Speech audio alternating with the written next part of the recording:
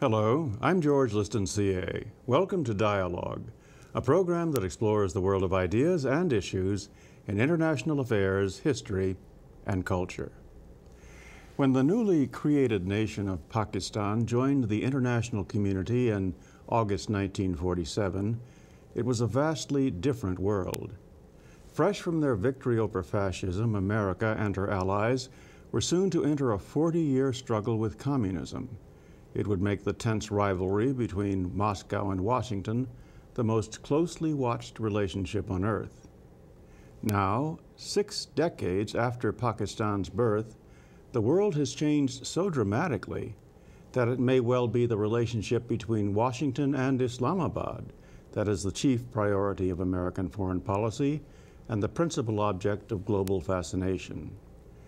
The inherent drama of this political moment represents a time of testing for both nations and a need to define a relationship that, despite 60 years of alliance, remains plagued by mutual wariness. The stakes are enormous. In many ways, the success or failure of a new dialogue between the United States and Pakistan will influence the prospects for 21st century global stability. My guests are Riaz Khan, former Foreign Secretary of Pakistan and a current Pakistan Scholar of the Woodrow Wilson Center; William Milam, former U.S. Ambassador to Pakistan and a Senior Policy Scholar at the Woodrow Wilson Center; and Robert Hathaway, Diplomatic Historian and Director of the Asia Program at the Woodrow Wilson Center. Gentlemen, welcome to Dialogue. Thank you. I am delighted to have you. We couldn't be talking about anything more important or more immediate. Let me address the first question to you, Riaz, if I may. Because if we're going to talk about the prospects for an improved relationship and all that sort of thing, it clearly rests on shared perspectives and common goals. I mean, I think any diplomat would say that is the case. But as we all know, there are those who doubt that those exist. I mean, there is a school of thought that says that Pakistan and Pakistanis across the spectrum remain much more preoccupied with India than with any other international challenge, and tend to view the American interest in fighting extremism and insurgencies and guerrilla warfare as kind of a, quote, American project. Do you sense that kind of dissonance or disconnection? Well, thank you first for inviting me on Dialogue. You have mentioned that this is a very important relationship. There is no doubt about it. But the wariness that you mentioned in your initial remarks, it is partly because that some Pakistani analysts, they feel that Pakistan-US relationship has been episodic rather than a constant, reliable, strong relationship. So, and this is borne out by history whenever the interests converged on a particular issue, like, for example, the Afghanistan issue in the 80s when Soviets militarily intervened. Then there were closer relationship. Later on, United States withdrew from that area.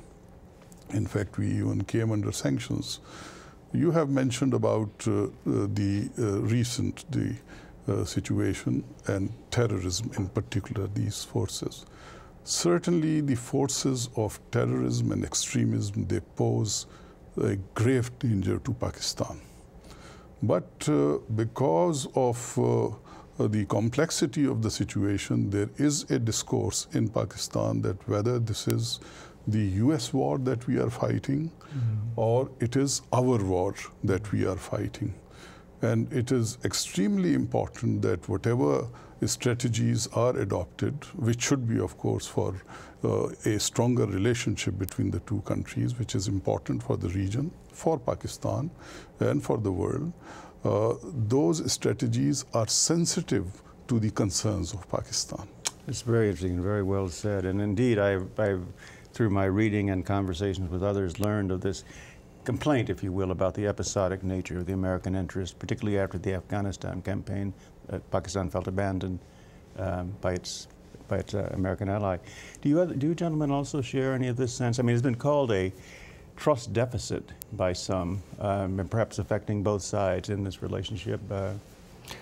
Yeah, I think that's correct. It has been very episodic, and the problem has been perceptions on both sides to some extent. Certainly on our side, we weren't the most constant of allies, either in the 50s, the 60s, or the 90s, the 80s, really, as in Pakistani, from the Pakistani viewpoint, and in a sense, we weren't. Right.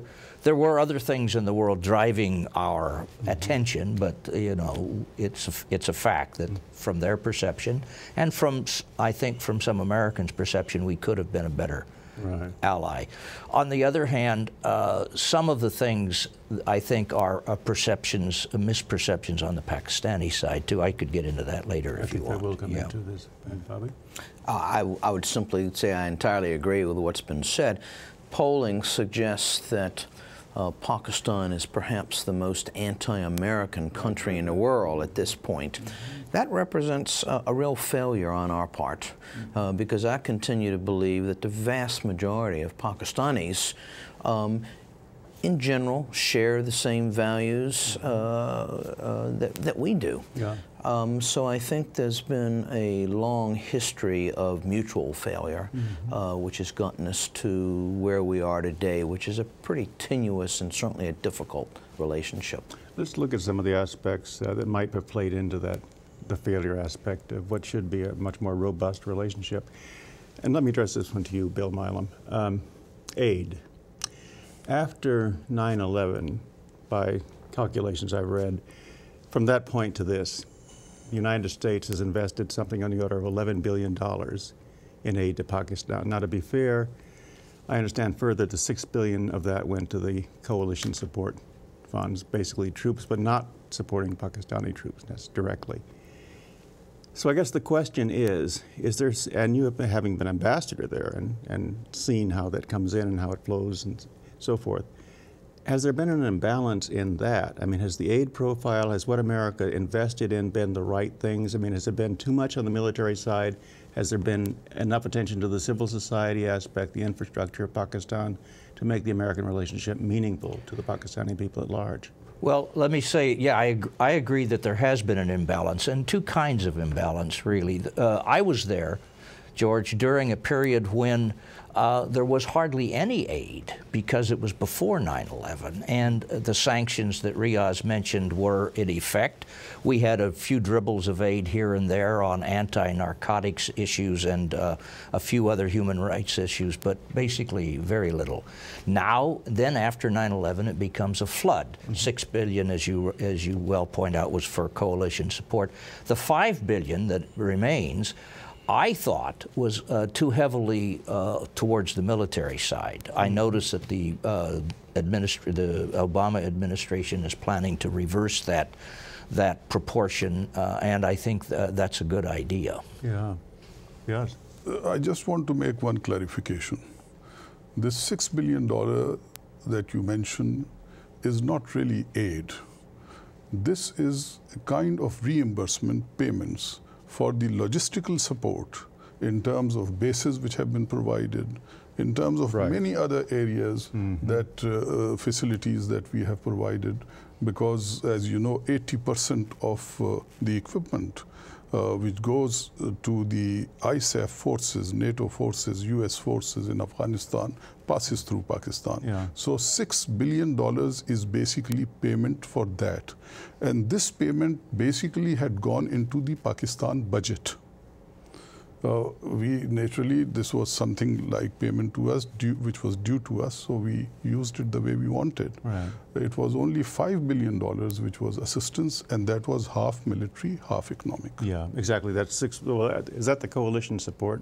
No, $6 billion was coalition support. I think we all agree that that was basically a payment to Pakistan, which they deserve for help for supporting the coalition in the way they did. The $5 billion. I still thought was skewed towards the military side. Well, speaking of, and I appreciate that clarification very much, Riaz. And speaking of the military side, this brings me directly to Dr. Hathaway. And my next question is about the military. The American relationship with Pakistan, which has largely been a relationship with the Pakistani military, I mean, to my view. And I guess, Bobby, to put the question directly, has it been too much so? And let me see if I can refine the question. There are those that argue that the American government stayed too long and too enthusiastically with Pervez Musharraf, even as he was getting in trouble, and did not insist enough. And I'm not talking now so much about the fighting insurgencies and extremists, but fighting corruption, that there was perhaps not enough insistence on that. What's your view of that? Well, let's put it in a slightly broader context, George. This is not a problem which is a recent problem.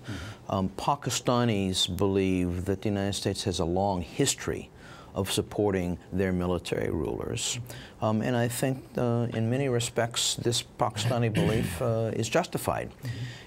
To get more specifically to your question, many people in the United States feel that we supported Musharraf virtually blindly, even at moments when he was pretty blatantly trampling on the Pakistani constitution and the like. And this has contributed to the widespread perception in Pakistan that we really don't care about democracy. I would again argue that this is a failure of American leadership of both parties, not simply one political party in this country. And I think looking forward, we need to do a far better job of showing the Pakistanis that we care about them, not simply as military clients or military allies, but we care about working with Pakistanis to build a strong, prosperous, stable Pakistan. I find that very compelling. How do you feel, Riaz? Well, I'll go back to the point that the relationship has been transactional, episodic. So what happens that it was during the days of Ziaul Haq that the Afghanistan situation developed. This would be 1979? 1979. Now, before 1979, between 77 and 79, there was virtually no relationship, although Ziaul Haq was already in power. Similarly, between 1999 and 2001, there was hardly any relationship between US and Pakistan in terms of assistance or anything. But in 2001, 9/11 occurred, and therefore, again, the relationship became close. So it so happened that this closeness, which is related to the events and developments, happened in those timings when Pakistan was ruled by military rulers. So this has to be kept in mind. Apart from that, I must say that the relationship or assistance in particular, if it is linked to conditionalities, however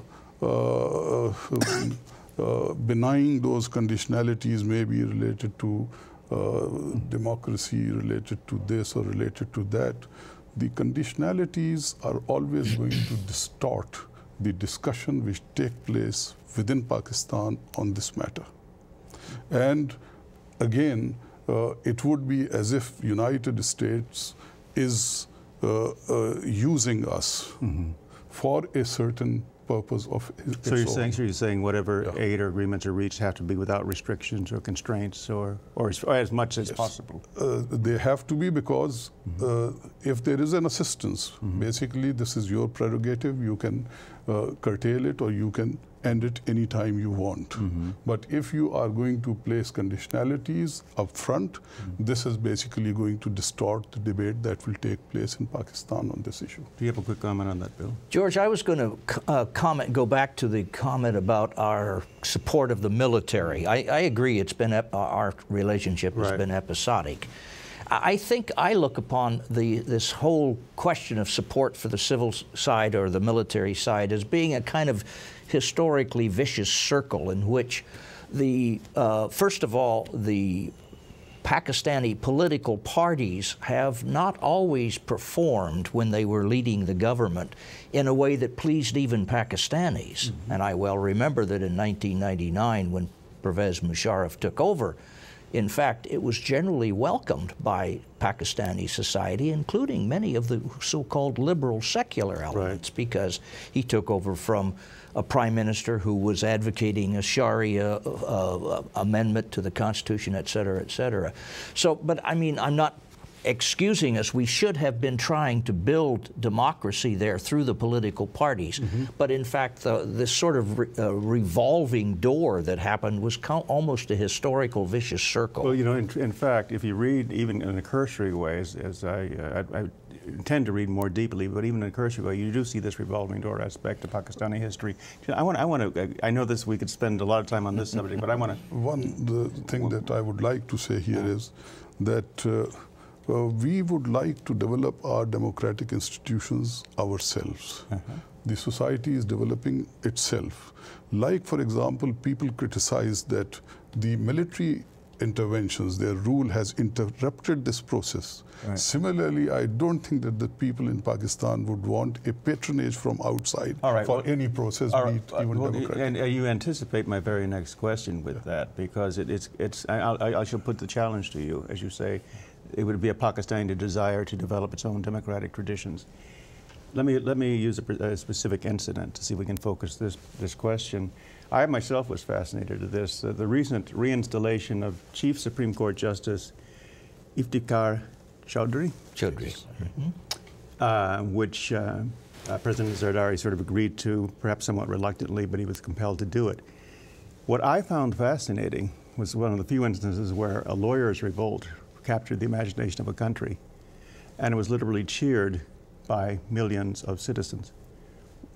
And Riaz, make, if you would, a quick comment on this. What does that tell us about the Pakistani interest in democracy, if anything? Pakistani temperament is democratic. It is a South Asian temperament. South Asian, what does that mean? South Asia has a tradition of freedom of expression, I would say. So I would say that even during the days of Ziaul Haq or Musharraf, of course, in his days, 50 channels, all these independent channels, they were initiated. But Ayub Khan's days, Ziaul Haq's days, you could always go to a Pakistani bookstore and you could find a dozen newspapers and magazines which would be very strongly critical of the government. That temperament we always retain. It's an open society generally. So there's that to work with. In terms of that open temperament, I think Bill might agree or disagree with me. I had something to say about how it's become even more open with the advent of sort of all the new TV channels that have come in. That's absolutely true worldwide as well as in Pakistan. Well, let me carry on with that openness and that democratic initiative within the people and springing from them. In concerning the nature and prospects of the current government and its possible successor, the Zardari government, of course, follows upon, came in very tragic circumstances. I think everyone would have to say that what preceded it was tragic, and the performance of that government still, I think, is, well, perhaps somewhat controversial as to whether it's really been strong or not. There is a prospect that former Prime Minister Nawaz Sharif he'll certainly campaign for the office and may win it. He allied himself very strongly with that protest I just mentioned, the one with the lawyers and so forth. And I'll address this to you, Bob, first. What would it mean if there is a Nawaz Sharif return to governance in Pakistan? Well, it would depend, of course, on how he returned to government. But assuming he returns through a free election, then I think we have to applaud it. One of the mistakes the United States has made over the years is allying ourselves with individuals. We need to support a process. We need to support democratic institutions and get out of the business of linking ourselves with specific leaders. There is admittedly a great deal of controversy, both in this country and in Pakistan, about Nawaz Sharif. Not everybody is an admirer of his, but this is a decision for Pakistanis to make. The United States should support a democratic process and let Pakistanis make their own choices. This is a version of, I think, what Riaz was saying. Well, isn't that precisely what you were saying? That the path to a better relationship is to respect the process, not cherry pick the person. Precisely, the democratic process will have to be advanced, promoted, and strengthened by the people of Pakistan themselves. It cannot be patronized, promoted, guided from outside. This has to be very clear. Secondly, I would say that in Pakistan today, we do need a certain calming of sentiments and passions, and a certain conciliation, environment of conciliation. Therefore, any Pakistani, if you would ask, he would think that in the interest of the country, because the kind of problems that we face, economic, terrorism, etc., we hope that these two parties will be able to work together. And there is already a great deal on the plate of Mr. Nawaz Sharif's party. They control the Punjab, and Punjab is the largest province in Pakistan. Success over there would also mean success of Pakistan. You know, one of the ways, that is very helpful also, Riaz, one of the ways of thinking about how these two countries work together can be, I think, almost dramatically brought to our table by focusing on the way in which the war on terror, so to speak, is currently being conducted there. And here we have an issue concerning American tactics, because if we talked about controversies concerning Pakistani government tactics, it's also fair to mention that some American tactics are quite controversial as well. And perhaps the most striking example of this is the current strategy to pursue Al-Qaeda and others into Pakistan using the drones for the pursuit of them, which has caused an enormous outcry within Pakistan, as I understand it. Bill, since you're the former ambassador, I'll start with you first, but I appreciate everyone's views on this. Is this a tactic that comes at the cost of a strategy? I guess that's the way I'd put it. I don't know whether it comes at the cost of a strategy, George, but it does create real difficulties for the relationship and for developing a coherent strategy between the two governments. The idea of extending the drone attacks, which has at least been in the press, I have no idea. Yeah, into Baluchistan, I would say is a very bad idea. Who was it? Somebody yesterday or the day before, a Pakistani said that perhaps the way to use the drone attacks, to use drones, is to sort of put them under a Pakistani flag, let them at least direct the attacks and get some sort of legal clearance for the attacks. That's an idea that fascinates me, because there's no doubt we have our own political imperatives in this country, the greatest one of which is to protect ourselves, and there's no doubt that there are really bad people along that border that are planning to do bad things to us. So there's all kinds of arguments about it's your right to preempt attacks against you, but we're having a real problem here because of this gets into the question of Pakistani sovereignty and so forth. So I would like to see us at least explore the idea of some sort of joint operation of drones so that the Pakistani government itself would have some ownership in this. Do you think that would help the issue? Well, again, put this in sort of a broader context. We didn't start using these drones on September 12th, 2001. We only really started using them less than a year ago, because at that point, almost 7 years of efforts to work with our friends in Pakistan had failed. I think everyone recognizes that the use of these drones is counterproductive in an important sense. But they also have killed people who were actively plotting against Americans and American territory. Those who resent the use of American air power in this way, I think it's incumbent upon them to come up with a workable solution. Now, the solution that Bill just referenced we tried to work with the Pakistan intelligence services jointly over the years to go get these guys, and it hasn't worked. And so we sort of went to the drones as a last resort. It's not a perfect solution. It's probably not even a good solution. Certainly not a long-term solution. But until and unless we can figure another way to work together to eliminate these people who are actively plotting against American and NATO troops in Afghanistan and in the United States, and also these are the same people who are plotting against Pakistan itself. Till we can find a way to work together, then I think we have no other choice but to continue these. George, could I say something? Well, I want Riaz to get in on this real quick, and then you can Okay. join in. Yeah, first, I must say that terrorism and these terrorist elements, they are a great threat to Pakistani society. They are our problem. And we have to succeed against them. Right. And there is a stake for everybody, including United States, in our success. This question of drones, the problem with that is because of collateral damage, civilians being killed, there is a great agitation, there is the question of sovereignty as well, and this, in a way, confuses the discourse which is there in Pakistan, whether this is American war or this is Pakistan's war. And here, I must say that this drone attacks, the first attack took place in 2006, late 2006. Here, there was a complaint from Pakistani side.